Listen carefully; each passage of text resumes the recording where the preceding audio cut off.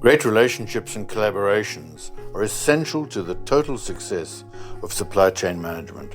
And it goes without saying that the stakeholders are involved in corporate strategy. Stakeholder engagement is a huge topic that includes gathering and sharing information, dealing with concerns and grievances from your stakeholders, measuring the impact and importance of different stakeholder groups, and communicating back and forth through various methods and more.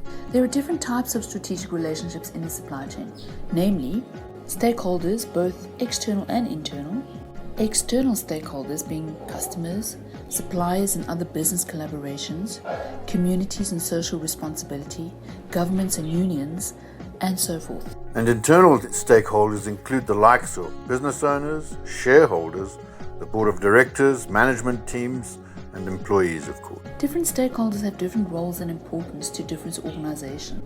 And depending on these roles and responsibilities, they can either be an asset or a threat. Take employees, for example. They are important stakeholders who help the company to succeed through their work. But advocacy groups, who are also stakeholders, may cause disruption in the workplace from time to time. However, no matter their role, all stakeholders count and are important. Different stakeholders will have an influence on the following important areas: reliability and consistency, quality of products and services, cost and pricing decisions, potential, capability and attitude for innovation, control and effective use of strategic resources, and many more. By putting relationships at the center of supply chain management, a business will create a more collaborative and effective energy.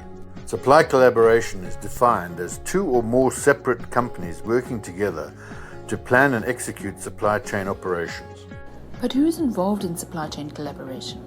Well, any two or more companies dependent on one another to supply goods or services to an end customer are able to collaborate. Such as a manufacturer collaborating with a packaging supplier to add value to their client's marketing efforts.